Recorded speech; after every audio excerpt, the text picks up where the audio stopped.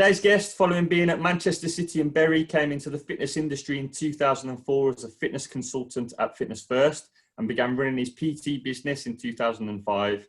He then qualified as an S&C coach in 2011 whilst holding a regional fitness manager role. From there, he moved into his own private facility working with rugby and MMA personnel before returning to the commercial gym world with PureGym, initially as a manager, and now forms one half of the PTMA and is PT business manager for the North. A gent Martin and I have worked and had the pleasure of being alongside and learning from Mr. Ant Park. How are you, sir?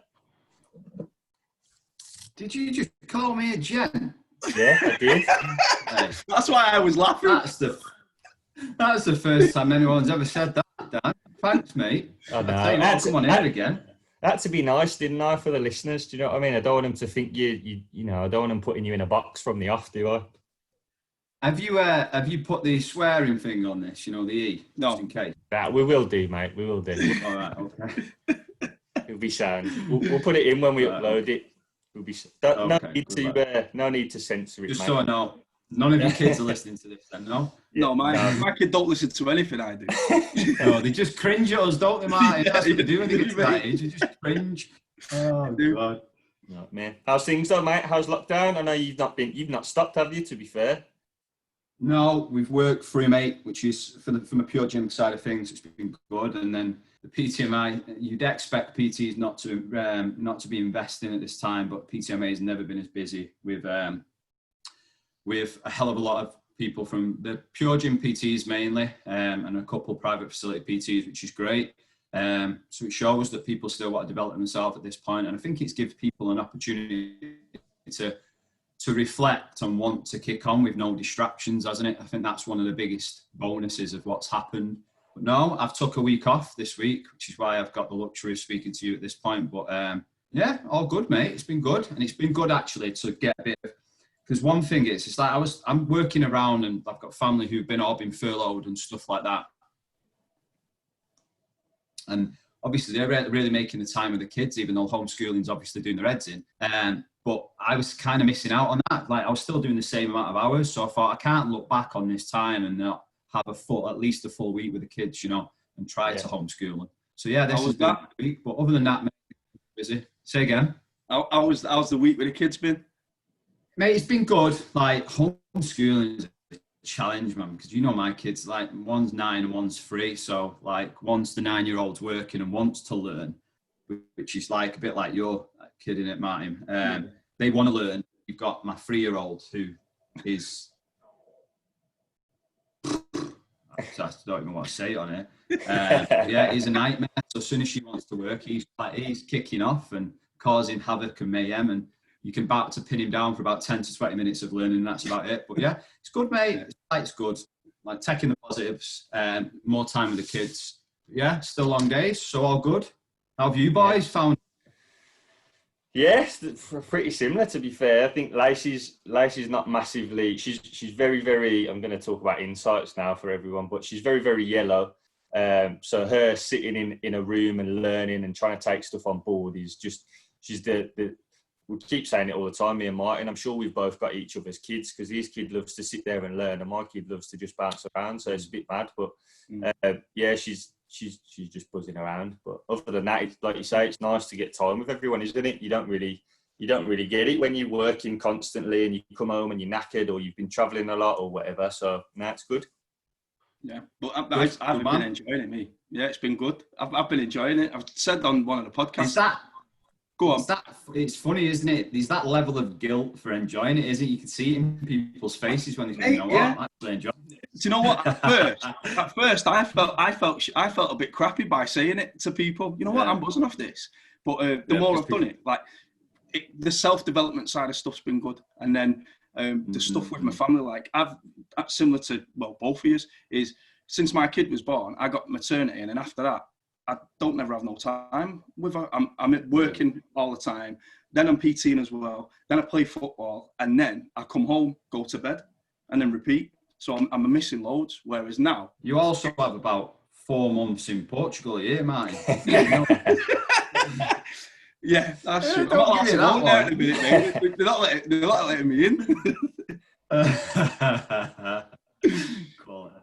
Nah, it's good though. It's all been good. Yeah, I think it's going to be interesting to see how people come out the other end of it. Like you said, there's going to be quite a lot that have developed or done stuff, but there's going to be others that their heads will be blown off, and it's just been a struggle to try and get through it. So I think that'll be quite interesting to see, mate. But yeah, for the sake of today, for the sake of the listeners, it's all about you, mate. So it'd be good to hear a bit more on your journey, how you started, probably how you found coming out of football into the industry as well, and what sort of lessons that gave you. We've had a couple of guests already that have been in similar situations, so it'd be good to hear your bit if we can, mate.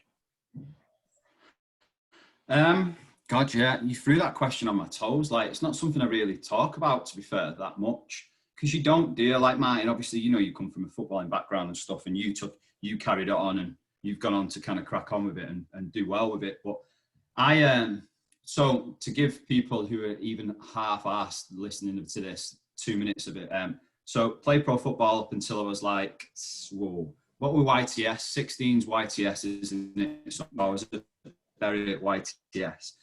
So as a kid, at a decent level into City, and then from City to Bury. And then when Bury were going through loads of trouble, Bury of no more, rest in peace. They were going through trouble, wasn't it? Back in the day when Neville was fleecing the club. Ooh, controversial comment. It's true. But he was basically at that point starting to struggle. And I remember part of our training sessions, mine was stood outside the ground on match days. Like, so you'd finish your session in the morning. Let's say you didn't have a game on a Saturday, you went in for rehab or whatever. And then you have to stand outside with buckets for people to donate in. That was part of the YTS. And I was like, this is shit.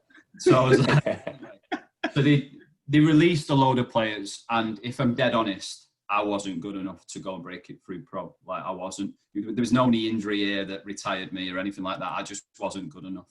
And as you both know, I'm a bit of a lad's lad and like to go out a little bit and all of that business. And yeah, I didn't have the same passion for it. And I think it was at the time, which is, we'll probably bring this up later on. At the time, I think the manager I had at that point absolutely drained the passion out of me for football, which is interesting because I think we've all come across that in jobs, roles, whatever within our lives, and people can probably resonate with it. He drained the living daylights out of me. And I remember coming away from Bury and everyone in my family were like, right, you need to write off to other clubs, go for trials and stuff like that. And I was like, do you know what? This has been my life since I was 6-7 years old. Let me have a bit of time.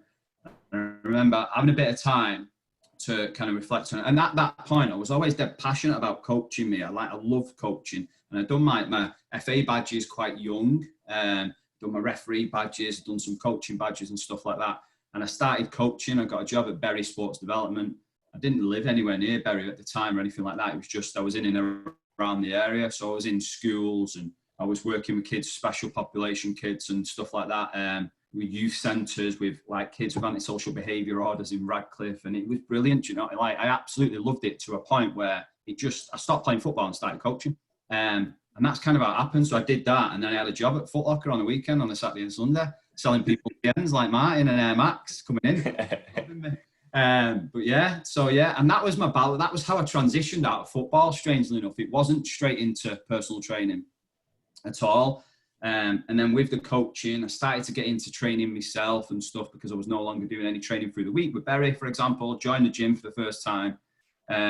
And then it was in and around that time when I was like at that stage, joined the gym and was like, do you know what? I like the look of doing that job, what they're doing there. And I remember joining an LA Fitness off King Street in Manchester. You remember it, Martin? Yeah. I remember that. Direct, I think it is. And there was some really good PTs in there. John Bond was in there. Rick Moylan were in there. And I think they're two amazing PTs even now, like coaches and so on, that you could look up to within the industry. So, yeah, I suppose I stood back, watched them. I remember my missus at the time had a personal trainer off one of the guys, and I was like, yeah, what's going on here? I can't be having this. So I went and qualified as a PT, but actually the PFA qualified me as, they paid for my level 2 because I come through the YTS scheme. So they paid for my level 2, and that was the last time I had anything to do with football. So that was my transition into the industry, qualified as a level 2 fitness consultant, coach, whatever you call it, and then got a job at Fitness First in Whitefield, and it went from there. Then started as a fitness coach as a moody 18-year-old. What was that like as a fitness coach? Do you remember much about that? Mate, I tell you what I do remember. I remember starting on a Friday, right? I'll never forget it. I know, yeah. Who starts, young kid on a Friday night? clean machines, and do me a favour, the PT's not turned up for a class. Can you go and do a box fit class and a circuit straight after? And that's God's honest truth.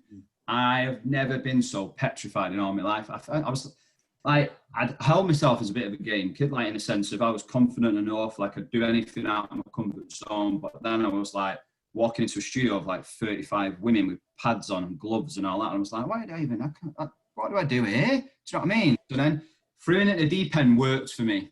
But bloody hell, along the years, I've seen a lot of people like personal trainers and fitness coaches, like all their kind of the business and themselves just completely confidence crushed from that. Do you know what I mean? I think most of us, mate, that have been around for a bit, got that kind of treatment from when they first started in the industry, didn't they? And how it's come on so much in all them years, from, well, especially with the company that we all work for. Like my journey was exactly the same as yours. I remember going into the gym, walking in, he said, did you pass your cycle class? I was like, yeah, passed it. He was like, right, well, you're teaching one at R5 with 35 people in the class. Yeah. And I was terrified. And whereas now it's totally different, isn't it? Yeah, 100%. And I think, do you know what? There's an element of that time where, and I remember it well, and I really value it so much. Like, I'd like to think as one of my values, like work ethic holds quite high. Like I'll graft, do you know what I mean? It might not always be smart work, but I'll work hard. And even at that point, like if I had machines to clean, I'd clean them all day and night if I had to. Do you know what I mean? If that was my job, I'd do that, do the inductions and stuff. And I really did enjoy that side of my job. And I enjoyed that role so much, but there was a disconnect in between at that point, and you'll be able to resonate with this. But whereas it's different now. Whereas like your fitness coaches are glorified cleaners, and then you've got your PTs up here. And there was a huge disconnect in that. The PTs and the sales staff, you either got on, they all got on with each other, or they hated each other. And then you had the fitness coaches who were just glorified cleaners. There was just a massive disconnect within health clubs back in the day, like in gyms and stuff like that. And I suppose when the market changed, when PureGym come along and stuff like that, and changed the market completely, it actually changed the market for the good in that sense, apart from the customer service element, which I'm sure we'll get onto. But I think it changed the market for the good in that sense, definitely. But yeah, I loved it, mate. I value it so much. You've sat in my courses enough for me to, I tell the PTs to get as much experience as possible and to get their hands dirty as much as possible as well. So yeah, I loved it. Yeah, fair play. You made the jump then from fitness consultant into PT, setting up your own business, and obviously we've heard your story in terms of first getting into that, but I think it'd be good for those that are jumping on and listening that might not have heard it before to get a bit of info from you around that as well. How did you find making that jump from fitness consultant or glorified cleaner, I suppose, into setting up a business and running that? One of the toughest parts of I had no pressure on me then, right? So, and I know this comes up a lot, there was no real pressure on me, but I was quite, you might not kind of think it now, but I was quite mature for my age. So in a sense of, I wanted a mortgage at young, I wanted my own independence. I wanted to be out, mortgage, save money. Yes, I wanted to go out with the lads and go on holiday and all that type of stuff. So I took that stage of it really, really seriously, but still struggled, like still hugely struggled. But I felt lucky actually, Dan, mate. I qualified with NASM, and that was as part of like a scheme within Fitness First, where level 3 first come in, and it was to get as many people. It was a new minimum qualification, because when I first started, you could PT as a level 2. Yeah. So it was like they pumped money into Fitness First to say, right, get all your guys upscale to level 3. And it took me about a year to pass the course. It was tough. Like I really struggled. I think I failed the first time.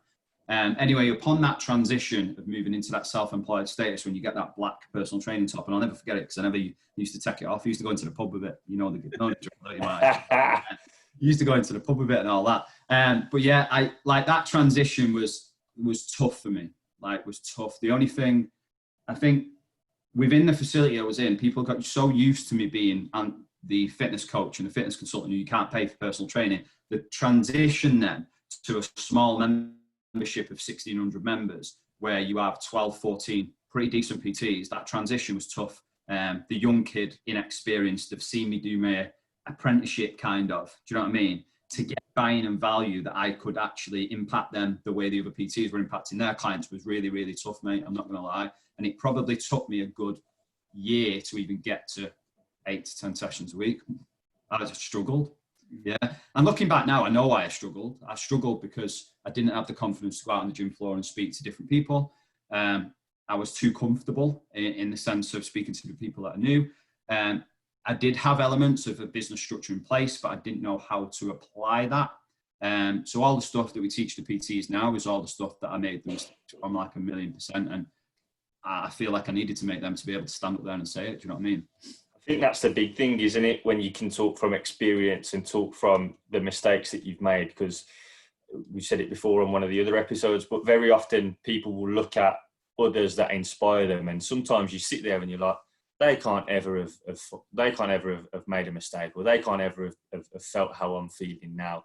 But actually then that relatability and the angle of coming at it from, well, actually, mate, I was exactly where you were. It was just however many years ago that I was there and you're there now. Like that's quite a big thing, isn't it? To be able to learn from those mistakes and then share them. Would you say that's something that's you've really built out over the years, or just something that's naturally come to you?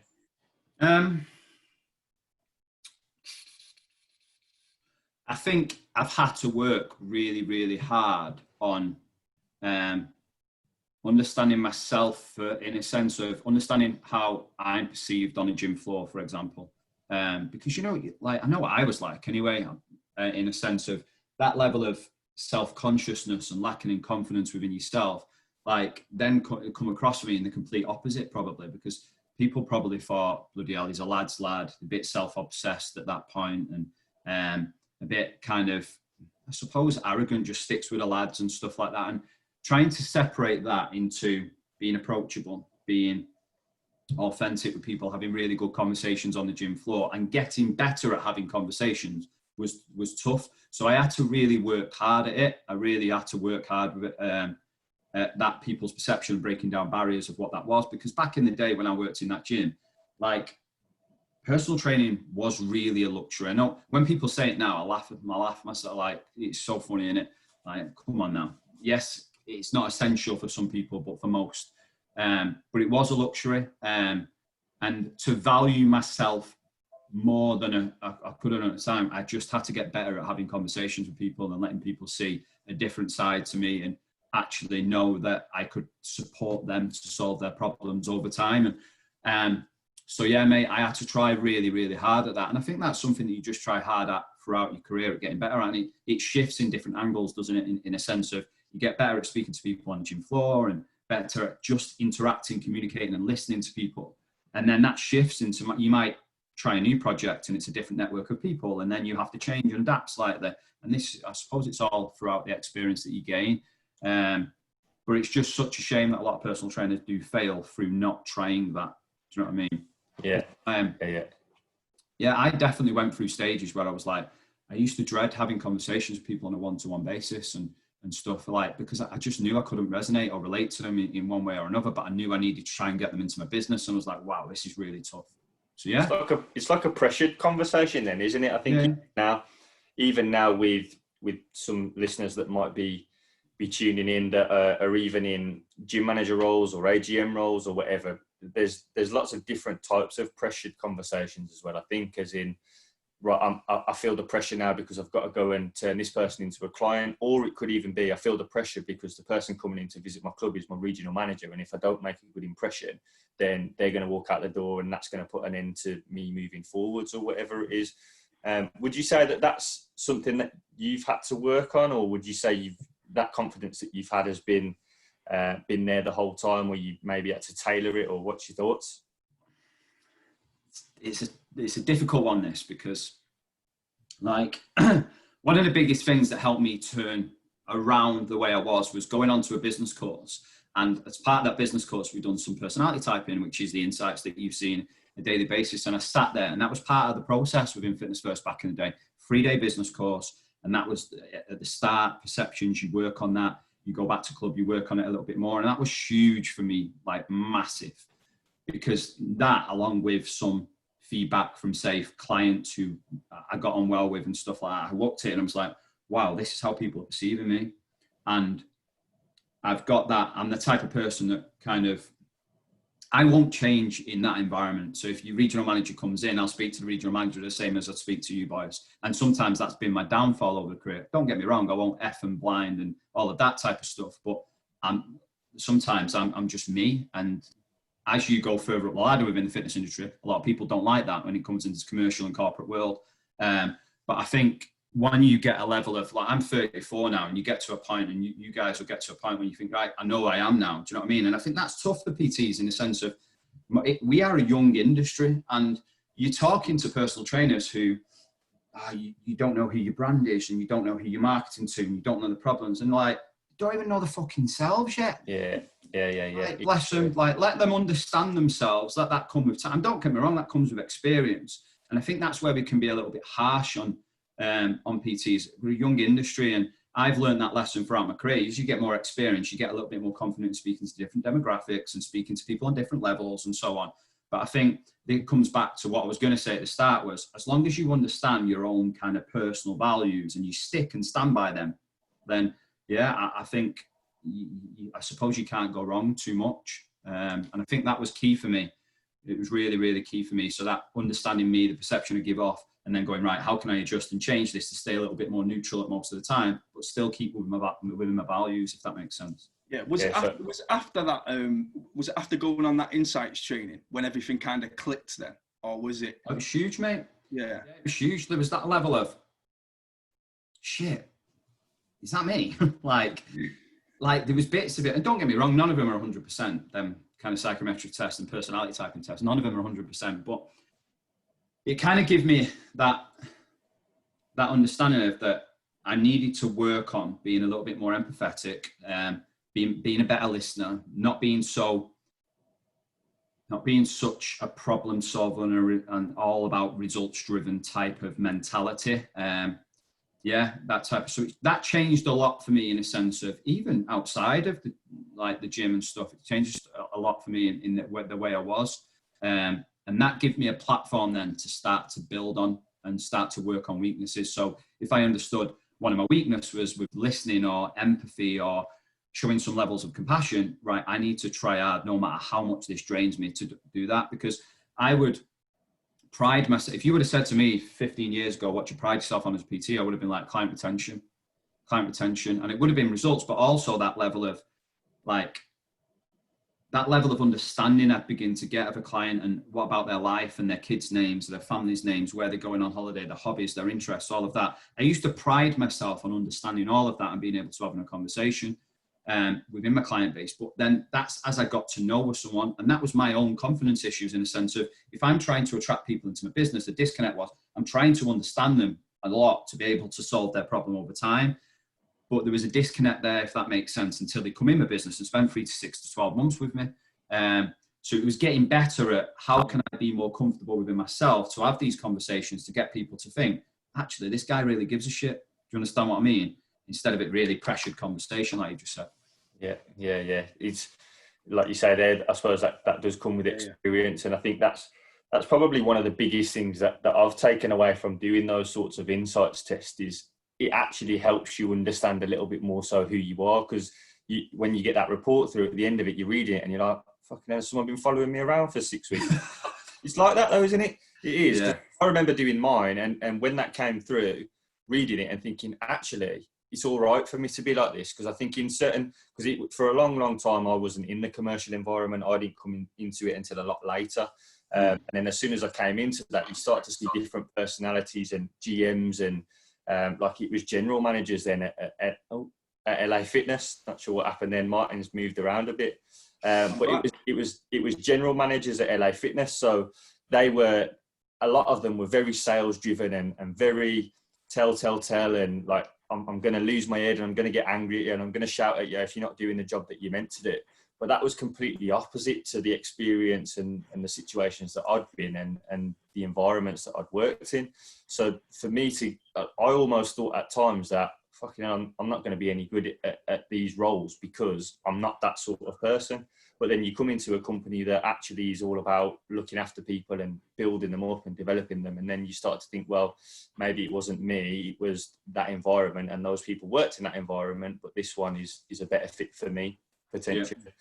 But yeah, I think that's quite a big one, and hopefully a takeaway for everyone that's jumping on to maybe go and look into some sorts of testing, or have a look at insights and start to focus on understanding who you are yourself first. Because like you say, when you're young, you don't really, do you, I suppose? No, and I think the big thing for any personal trainers or coaches that watches this, like, it's huge to have that level of understanding, in my opinion, about the clients that you bring into your business, whether that's from a personality point of view, whether that's from a psychological point of view, from a level of motivation, from a level of behavior change, like understanding where they are and who they are is more important than any type of detail. Like, I stand by the saying, manage lives, not macros, because we get so fucking obsessed with the detail sometimes that we forget actually we're dealing with humans here, and probably about up to 80% of this is due to their level of personality, their level of kind of what they've been through in their life, psychological makeup, where they are from a level of motivation and behavior and so on. Like, the 20% is, yes, the level of detail in your programming to get them results, and the level of the different approaches that you can support them with from a nutrition point of view, from what you know them and so on. But that comes back to their lifestyle and so on. So yeah, I truly stand by the still 80% of it that is just all of that. So this is why that we need to get better at it, in my opinion. And we're poor as an industry. The fitness industry is shit at understanding clients on a human behavior point of view, in my opinion. Yeah, 100%, definitely. So that's kind of your intro, isn't it, into your PT background and you running your PT business. So you kind of moved over into your own facility from there, didn't you? What made you make that jump? Got no choice, mate. Fitness First went bump. It killed me off. So yeah, Fitness First went bump in the north, and it was a really whim decision. I was 20. Let me get my dates right. I think I was 25, and my missus was about, imagine that, my missus was about to drop. She was 4 weeks off dropping, and then we got given 4 weeks notice. Yeah. So it was a bit of a pressure cooker of a situation where I made a decision that, God, you're thinking now, I was a kid at 25 years old, and I don't mean to patronize anyone watching, but my mentality, I was at that point, and I was going through all of that, getting a house ready, moving in together, all of that stuff in my personal life, building a client base. And then was like, right, I need to switch this and transition it over. So it was a forced decision. I wouldn't have done it otherwise.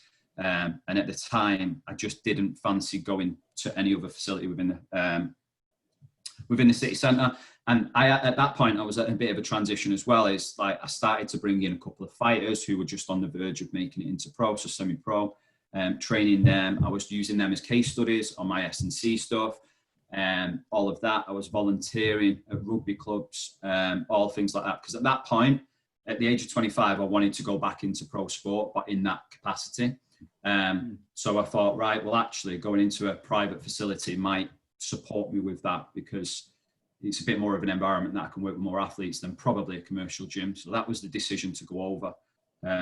So yeah, and that's still there now. The PTs that we work with, they're still there now. It's like a shared ownership kind of place. But at the point for me, like, I had a bit of a 50-50 balance of kind of athlete-based clients and Gen Pop, which are all corporate market. And I was just at a point, I've been initially there about 7 years, where I had to make a bit of a decision for my personal life more so. Do I break through with this S&C world and go into it? So I sat down with loads of S&C, well, say loads, 2 or 3 S&C coaches, got their opinions, looked at other jobs that were out there, internships, scholarships, stuff, went and worked for people for free. You know the drill, guy, you've been around for long enough to know what that's like. And I was like, whoa, wait a minute. Like, I'm about to go and do this job here for 12, 16 hours a week, which was a pro job in an under-19 squad in a rugby league team that was peanuts, which would take away from a PT world that I could earn double on. And I was like, at just a point of, I didn't know what I was going to do next. And it was a tough part. I was speaking to Dan Q about this on his one, but that was a really tough moment for me, because you've got life and the reality pulling in one direction, and you've got your business choice and something you always want to do. So it was tough, but the private facility just seemed to go like that, because it was only 15 months I was in a private facility for. So yeah, that's kind of how it happened and how it come about, mate. And then came back full circle into the commercial world. Yeah, and you know what? Like, some PTs said, "Do you regret that decision?" And the backstory to that decision, without boring everyone, was we in that facility, the couple of the PTs qualified people for level 2 and level 3, like you do, Dan. And off the back of that, they were going into gyms and being spat back out in 3 to 6 months. Like, it was just a revolving door, like we see, but it was worse then than it is now. And I was like, right, we need to build something in. This could be a market for this, where we could start to support PTs and that additional bolt on and transition into commercial gyms. And then I started to work with, this is kind of what watered down the athlete stuff. I still kept with about 4 athletes, but then we started to support these PTs, and I got a real passion for that, because that was leading and coaching, and I didn't see it as it was a job. I really loved the fact that I could put an arm around a PT and help them not do the mistakes that I did. And I really started to enjoy that just as much as the coaching that I've been doing for 6-7 years. And I got that much of a passion for it. We built a bit of a blueprint, and I come into PureGym and was like, right, I've got this thing here that I think might work in a commercial gym. You're fairly small. I think there were about 30 gyms, not even that at that point. Do you want it? And they were like, maybe, but you need to go into a gym first, which is the conversation I had with Mr. Matt Buckley. I think you've had him on here, haven't you? Yeah, he came on a couple of days ago. Yeah, and it went from there then. Like, Matt supported me to come into PureGym. I went into a manager, stayed as a manager for 15 months. I always crack a joke that I never wanted to manage a gym. Like, and I say it in the front of about 150 managers, it doesn't go down well. But I never wanted to manage a gym. Like, I just didn't. The way I seen it wasn't something that interested me at all. I was a coach and that's it. But that 15 months, bloody hell, I loved it. It was mental. Like, I loved it because I seen supporting my PTs at that point as same as coaching athletes, coaching new PTs, coaching Gen Pop, coaching the youth kids in the sports development job. It's the same. Coaching is coaching. And as soon as I positioned it and seen it like that and started to use the model as proof, and seen it working, there's no better feeling than that, is there? Because you see PTs coming into an industry that spits them back out after 6 to 7 months, but actually some of these PTs, on the majority of them, were going on to rent, moving into apartments with the missus, going on 2 holidays a year. And I was like, wow, this is good, man. You can see the impact and changing people's lives. And it kind of I started to favor that and love that more than working with clients, or just on par anyway. Yeah. And then, so obviously moved into your role now as the business manager for the North. How have you found that, moving into that sort of role? Because in terms of scale, it's grown over the last 5 years that you've been in that role. What sort of things have really changed, or what sort of things do you think, if someone was looking to get into a similar sort of role, what sort of advice would you be throwing out there? Because although it's quite niche in terms of skill set and application, I think there's probably quite a lot of people that would look at that and say, that's something that I want to get into. What's made you stand out to get into that role, do you think? Mate, so because I had the pure cheekiness of going for that job at first with PureGym that wasn't there, and going, I've got this model, let me bring it in. I think I was always in the mind to do something like that. And I didn't stop pestering. Like, I was like, I've written this up, sending it to whoever I needed to send it to. I've written this up, sending it to Matt Buckley. What do you think of this? And he'd send me around 3 or 4 gyms, see if it worked there, and it'd go from there. So a bit of cheekiness and a bit of passion for what it was that you do. It got me through. That was the level where I was at. My experience at that point, I'd been in the industry for 10 years, more so 11 years at this point, coming back into PureGym. So my experience helped. But as soon as I was in that role, I think like anyone in a new role, like, you then support and head up at that point 2,000 PTs. And there's a level of imposter syndrome where you go, shit, like, I need to step this up now. And I need to go out there and get more knowledge and all of that type of stuff, because am I good enough, like, to stand in front of 30, 40 PTs and talk to them about improving their business and talk to them about other areas. So initially there was like level of, wow, okay, now I've got to the place that I've wanted to get to for a long time, because that's the kind of job that I wanted. If Fitness First would have stayed along, I would have gone for it there as well. So it was definitely a route I wanted to go to. And as soon as I got into position, I was like, whoa, wait a minute, am I good enough for this? Do you know what I mean? There was that level of imposter syndrome that anyone does and probably a new job. But I think over time, you start to, because we're building, what was difficult is you build the content and then you go out there and deliver that same content. And that's come from 2 people. And obviously, I know you'll probably get Nick on here at some point. Like, Nick's the complete opposite to me, but he's a genius in what he does. Like, the guy's quality. So we'd gone from building content for 3 to 6 months, just sat next to each other, more or less living with each other for 3 to 6 months, then going right into a room of 40, 50 PTs at a time. And there was always that level of, wow, wait a minute, is this right? Is this the right content? Is it landing? And I think what you need to accept is when you're in that type of role is, yes, you always need to upskill yourself and support your learning, but have a level of confidence in your experience because, obviously my experience of doing everything wrong at the start is what gets me through supporting these new PTs right now. And then even when you deliver the advanced course now and there's more experienced PTs on it and stuff, the fact that I always want to upskill myself and I've got a love for the industry just helps. Like it just really, really helps. And the fact that I know for a fact I don't know everything and I'm always learning. I like to be challenged and have that debate with PTs and support that 100%. So yeah, that's kind of how it happened and how I felt of it upon that first transition of it. Within the first probably year or two, that's kind of how I felt. And then it started to come into itself when 3,000 PTs, 260 gyms, for God's sake.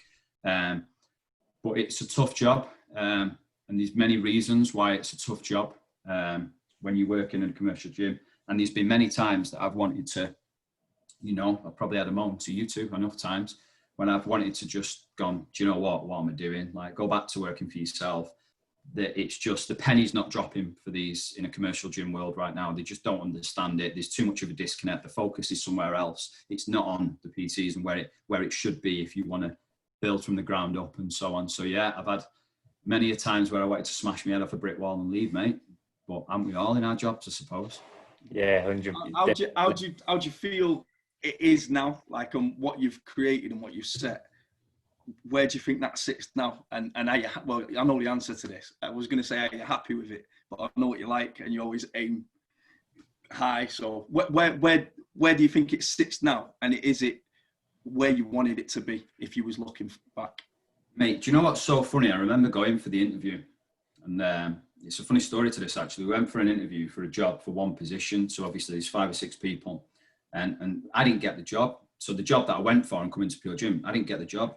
And then I got a phone call a couple of days later to say, right, you haven't got that job, but we've created a role for you with Nick. And that kind of happened from that. And the reason why they created a role is because in my interview, I built out what I thought the future should look like, which was having a mentor in each region, having support, having a bit more of an internal education academy to really keep all the education in one place, but outsource for where we wasn't strong. So that might have been, I don't know, it could be a behavior change. It could be a specialist area like even strength conditioning, even nutrition or anything like that. So build partnerships upon partnerships and so on, and just bring it all in-house and have this portal where you could host everything for PureGym PTs. So that's what I delivered. And now fast forward to 5 years later, we have everything that we wanted 5 years ago. But in the process of that, it's been a lot of banging the head against the brick wall to get it. Like, I'm not shying away from saying that. Now we're here, Martin. I'm like...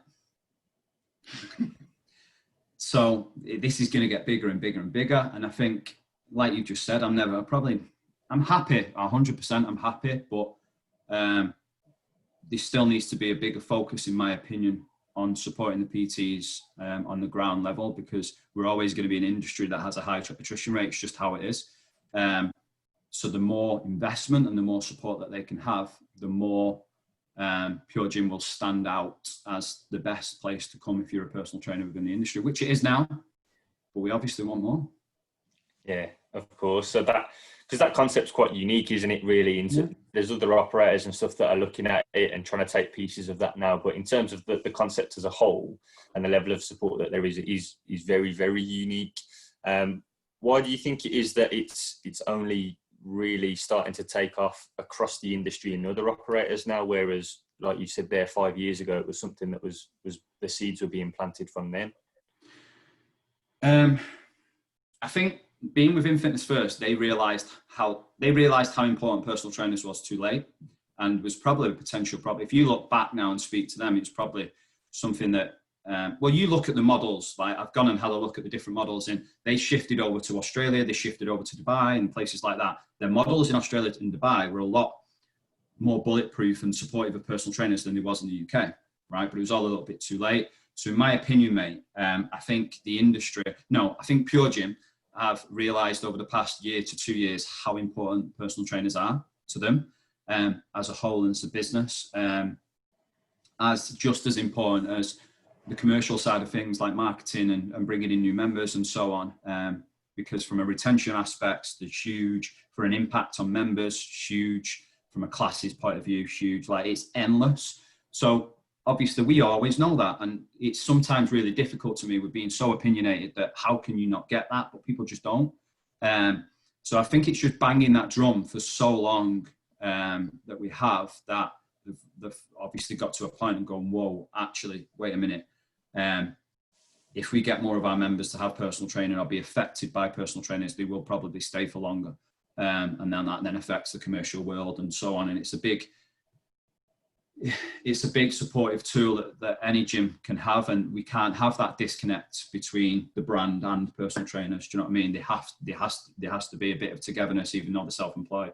So yeah, I think it's the last year to 2 years, especially. I can only talk for PureGym, but that's when for me the pennies dropped. Right, let's drive the support we can, as much support we can, of personal trainers. And yes, the model changed, the industry's changed models, and there has to be an element of shift and support to make sure that that happens as smoothly as possible.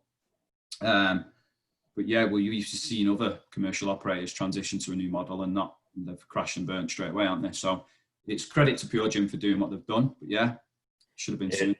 There's been a lot of trials and stuff, isn't there, along the way, which has obviously helped and whatever else. So that's your journey pretty much in a nutshell. What's the future look like in your opinion? Obviously, we're coming out of this side of the other side of the COVID crisis. PT world will no doubt be changing. A lot more online presence from trainers and coaches. What do you think the future looks like for PTs? Quite a deep question, that, isn't it? Yeah, but it's one that I've been asked probably every day for the past 2 months. Sorry, mate. No, it's good. It's good because, so my perception of what's going to happen is very much more of the same as what it was before this all happened, and it's a really shit and boring answer. But I laughed like yesterday when you see the McDonald's queues when the McDonald's have opened. It's scary, isn't it? I've only got to look at that to know that if I'm a personal trainer right now, I'm going to be fine. Do you know what I mean? Yeah. But no, like, bigger picture, I think, and I've said it, and it might hurt people, but I've said it, it's probably one of the best things that's happened for the personal training industry. And it's made personal trainers who are like dinosaurs, who exchanged time for money, delivered a shit service and had a revolving door through their business. It's made them have to step up and start to look at supporting and serving their clients and people coming into their business with either additional products or a better service. So for them people that have then gone, right, I need to be proactive here and changed and come with it, credit to them. For those sat still fucking moaning about it all, like, don't deserve to be here. So yeah, I think it's been one of the best things that's happened. I feel sorry for a lot of new PTs that have come in the industry in the past year and can't apply for nothing. They had minimal clients. I feel sorry for them because they've been affected the most. But the flip side of that, they've not gone into gyms picking up bad habits from them fucking idiots that were there before, who thought they know it all. They had this ego. They've got a full 35, 45 sessions a week. Like, no one gives a fuck, mate. Your business is a mess. That type of client, not a lot learning from them. Instead, they've had to learn themselves, and they've had to sit on webinar after webinar and upskill themselves, and had time to really start to implement really proactive habits of back office systems and stuff like that. So on the flip side, if they've got themselves a job in the meantime to earn a bit of revenue, whether that's driving for Amazon or bloody Tesco or whatever, and then upskilled themselves, ready to come back in, they're fine. And it's actually been a really good thing for them as well. So yeah, I think there's too many positives that's come out of it, if I'm dead honest, mate. And people are now going back into the gym with multiple products in the business, whereas before they just had one. Yeah. I think I totally agree, mate. Yeah. And I feel the same with the PTFC model as well, that when that started to come in, I mean, I've done it for ages, but when that first started to come in, it started to get the PT to focus on a business rather than just like what you said, just doing session after session after session and not really having to worry how much money they need within their business. And I think that it's all been for the better, even though it's been a really bad situation with what's gone on. I totally agree with you, mate, honestly. Yeah. And Mate, I've said it from day one, and I was always conscious about kind of putting it out there. I remember putting a post out on my Instagram saying I think it's the best thing that's ever happened. It was dead raw. It was in the first week or something like that, and it got a fairly decent response from most. And I think it's credit to a lot of PTs that them ones that did have a bit of a fixed mindset and thought the business was fine, but really deep down it was massively unhealthy, and they just accepted it and they thought it was normal. Credit to them who've then gone, whoa, wait a minute, it was a mess and I need to change this and adapt this and put it in place and build this online product overnight. And a lot of people have said, like, going back into gyms, for example, I don't want to do this online coaching side of it, but there's always going to be elements now within their business. They're always going to have a better service because they've delivered an online world and they've communicated to clients better. They've set up these groups. They're now doing payments from a distance instead of cashing hand on the gym floor. Like all of that type of stuff, that's now going to go into their business. So although they are only delivering the ones that are passionate about face-to-face coaching only, now they're only delivering that, their service is tenfold better, mate. So yeah. I think it's great. Like, I think it's really good. Don't get me wrong, there's going to be some short-term damage. I've seen some figures through about the other day. I've not seen the paper from it, whether it's accurate or not, but there's going to be a 23% hit within the fitness industry in terms of revenue and people investing into personal trainers going through this recession that are obviously going to come into. So if that's the case, it's going to be shit, but people still bought in 2011 off me for personal training when we went through a recession. Yes, this one's going to be probably quite a bit worse. But I think right now there's never been in my lifetime a focus as much on health, fitness, nutrition, mindset, and so on. So with that, I feel like personal trainers will benefit from it. I really, really, really, really do. It's something that gets talked about pretty much non-stop, isn't it? Even throughout this whole lockdown, it's all been like, get outside, look after your mental health, get outside, go for a run, go and exercise, and that's only going to help your mental health, etc., etc. So I think you bang on there with saying that as we come out of this, everyone's going to be wanting to still keep up with those habits that hopefully they've developed through this time. And for those that have struggled or those that haven't been able to maybe have the resources or the capacity to look at it and progress themselves or develop themselves because they might have had previous mental health struggles or whatever that might be, they're going to be looking for someone to help them and support them when they come out the other side and to almost attach onto to move forward, aren't they? Mate, it is. And what you'll have with this is it's going to have a complete change of perception, because we talk about, you guys deliver it on your course, you start starting slide, perception versus reality. The majority of consumers' perception of personal trainers before was hugely disconnected to what it was. And that's only our fault as an industry, because we don't do enough to close them disconnects and to overcome them barriers that people maybe put against us. But now actually people have opened up their mind that actually having a decent diet and having a decent amount of activity and trying to get up to train a day and being a little bit more proactive does more for my mind than it does for anything else. And that's huge for most people. It's huge for more or less everyone. So because of that, people are starting to see personal training and fitness in a different light compared to where it used to be probably 10, 12 weeks ago. So it's now more than just turning up for a PT session where I'm going to get beasted and being told to eat X amount of calories a week and track it on an app. It's so much more than that right now because of the effects on mental health and so on. Yeah, massive. So that's in a nutshell what we've found from your journey and kind of the goings on that are happening at the moment. What's the future hold for Ant Park, mate? What's next? I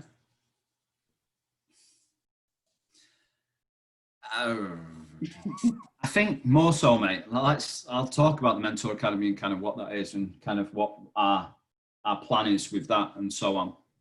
So the plan from a PureGym perspective is carry on doing what we're doing on a day-to-day job. We absolutely love the role, and we want to we want to get it from strength to strength and to kind of see so many PTs thriving off that platform of the My PT Zone and stuff like that. And maybe delivering content like courses, webinars and stuff like that more in a digital format. So it's probably going to be a little bit different now. So that'll change slightly probably.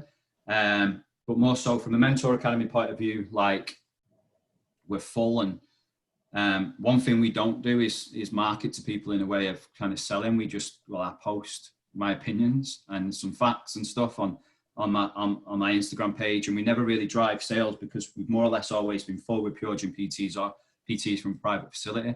So I think the next stage is with that is we launched a group program in January this year that done really, really well. So we'll launch that again, probably July, August, something like that, to get a big number of PTs on for a short space of time. Again, PureGym PTs and people from the private facility.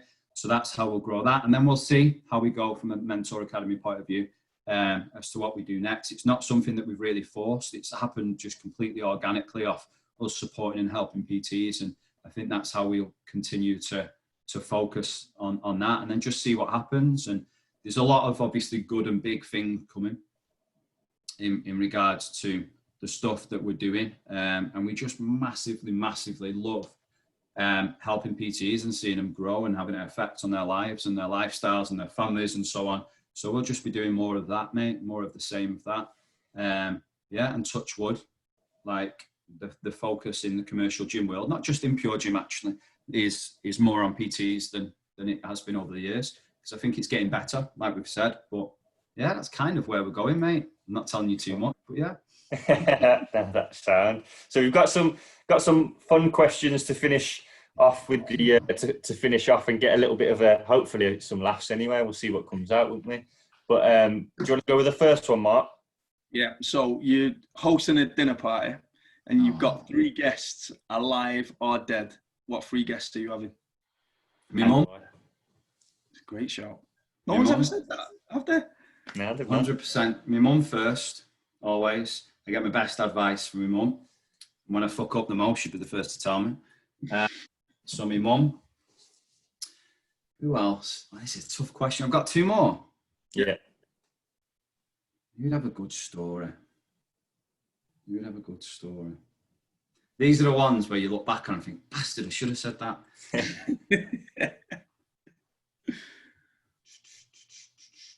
George Best would have a good story. Yeah, we'd have Georgie Best on the table, but my mum won't like him, so I don't know. Yeah, I don't know how that would go down well. But he'll have some stories, we can have a good laugh. Who else? Oh, fucking hell, this is harder than I thought.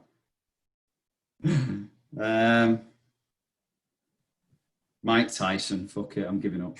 I'm tapping out with Mike Tyson. Imagine that for a table, my mum, Mike Tyson and George.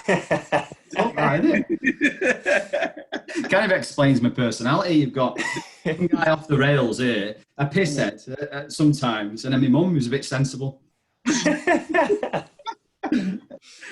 Shit that. So you've got your guests. Right, go on. You're gonna have to serve them something, aren't you, mate? So there's a three course menu. What are you serving for each course, and why have you chosen it?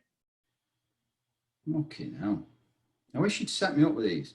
That's part of the fun, though, mate. What's a good starter? What's a good starter? Salt and pepper chicken wings for everyone. There you go. Everyone's getting a steak. Did you say dessert as well? Yeah. Yes, mate. Yeah. Oh, apple crumble all day long with ice cream and no custard. I was just going to ask them with ice cream or custard. No. I'm not. That's my meal. I'm just a selfish guy. Everyone's eating what I want, man. You know what I mean? Personality typing work, didn't it? You're doing it. You're having it. And then, you're stranded on a desert island. You've got one album to take and one album only. What album is it? One album to take? Yeah. What's the Story, Morning Glory? Why that one? Hey? Why? Just it's my upbringing. So, yeah, my upbringing. And do you know, actually, I was watching the other day. I was watching something the other day on like the United in the 90s and stuff like that. And you think, that was my life. Like football, Oasis, football. That was it. That's all I did. Football, Oasis. And that was my life. And it's mad, isn't it? Watching it back and you think, how the hell was that 20 years ago? Scary. Because I'm proud of where I'm from and my little upbringing, mate. So I reckon that'd definitely be the album. So last one then, off that album, you've got to sing your favourite song Fuck off. Nah, I'm only... You're the only one we've had these accents. Yeah, I'm only joking. Wham or something like that, innit, man? Fair play. No, cool. Really appreciate you jumping on, mate. It's been class to have you on, and really, really good to listen to your story and all of the insights and those little nuggets that you've shared. So for all of the listeners, if you do want to hear any more, just click on the link to subscribe and you'll get all of the episodes come out to you each time they're released. But other than that, again, thanks for jumping on. Thanks for listening, and we'll catch you all next time. Have a great day. See you later.